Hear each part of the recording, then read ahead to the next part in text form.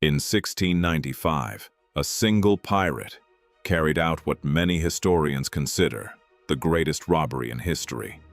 He captured a treasure worth the equivalent of hundreds of millions of dollars. The British Empire wanted him arrested. The Mughal Empire demanded justice. Governments launched an international manhunt. And then he disappeared. His name was Henry Every. Today he is often called the pirate who got away. But before he became history's most wanted pirate, Henry Every was an ordinary sailor. Little is known about his early life. He was born in England sometime around 1659 and spent much of his life at sea. Like countless sailors of his era, he worked long hours for little reward. The sea was dangerous, the pay was unreliable, and opportunities were rare. Then in 1694, everything changed.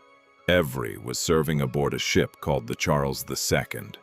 The vessel had been hired for a military expedition, but months passed without the crew receiving their wages. Frustration grew. Morale collapsed. Many sailors felt betrayed by their employers. Finally, one night, they decided they had enough. Henry Every helped lead a mutiny. The captain was removed from command. The ship was seized, and the crew made a life-changing decision. They would become pirates. The Charles II was renamed the Fancy. It quickly became one of the fastest pirate ships in the world. Every now had a new goal, not small raids, not merchant vessels carrying ordinary cargo. He wanted a fortune, and he knew exactly where to find one. At the time, enormous treasure fleets traveled across the Indian Ocean. Among them were ships connected to the Mughal Empire, one of the richest and most powerful states on earth.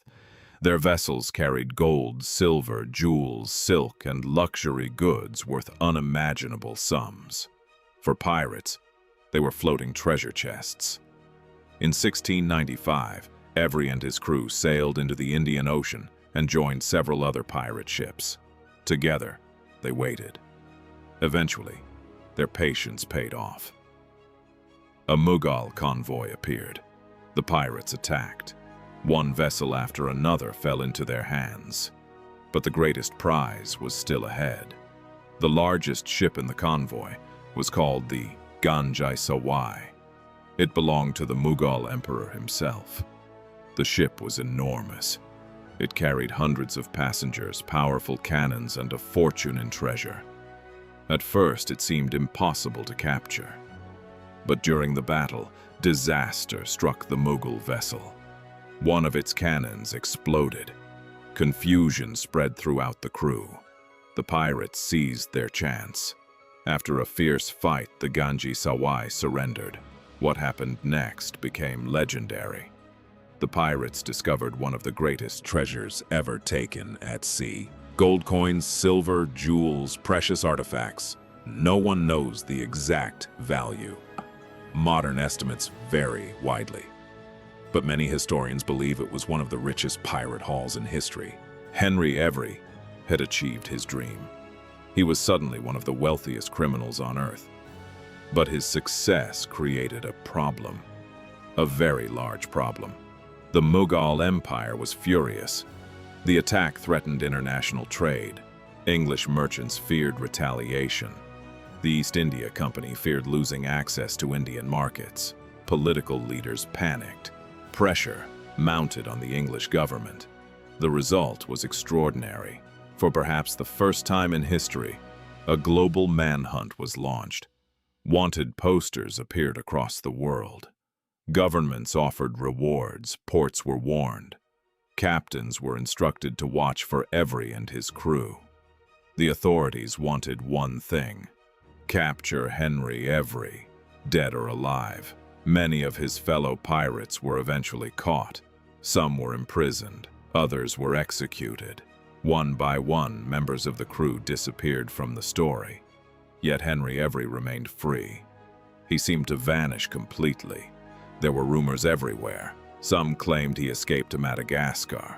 Others believed he retired in the Caribbean.